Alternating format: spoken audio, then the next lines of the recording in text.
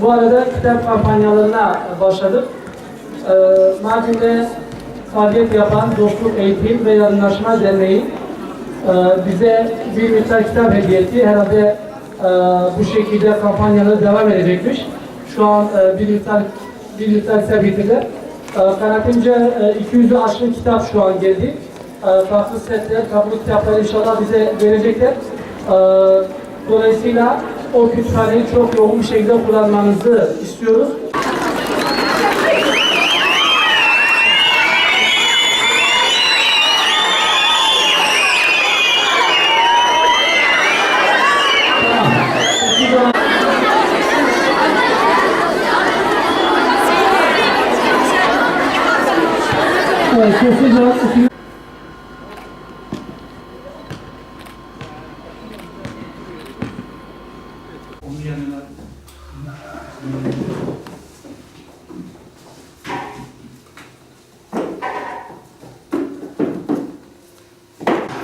Tabii biz ilk emri oku olan bir dinin mensupları olarak gerçekten çok az okuyan bir toplumuz.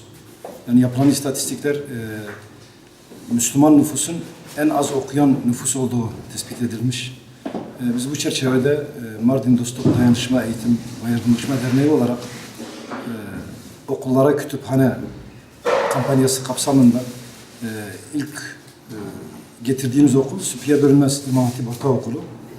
Bunu hem yayın evlerine attığımız maillerle hem derneğimizin üye ve gönüllülerinden daha önce okuyup da kitaplığın bir köşesine tozlanmaya terk ettikleri kitapları bize getirmelerini istemekle 200'den fazla kitap topladık. Ve ilk etapta demin dediğimiz gibi Süphiye Bölünmez İmam Hatip Ortaokulu'na kitaplıklarını hediye etmek üzere kitapları buraya getirdik. Bizim gayemiz daha çok kitabın okunması. Çünkü biz Müslümanlar olarak ilmin önemini, ehemmiyetini biliyoruz. Ve ilim her Müslümana, kadın olsun, erkek olsun her Müslümana farzdır.